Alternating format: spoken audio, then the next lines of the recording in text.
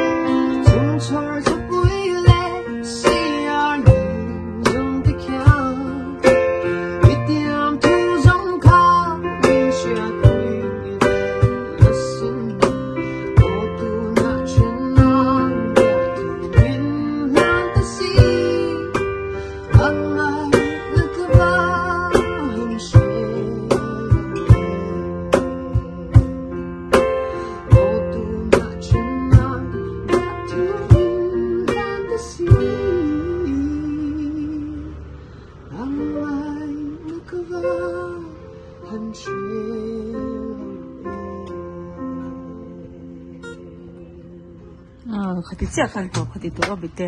chung chor thapui le siar le zon tikya itiam thu zong kha min shat pui ve asin o tu na chen na bia thu min lan ta si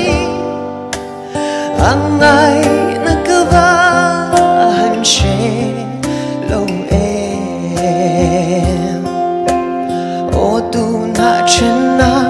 bia thu min lan ta si angai na kava han she lo em kan lo me ti siak na an zoa he in nama an lo mua cá avan nuam don em trana na khop mai a trana ngai thareng mai ni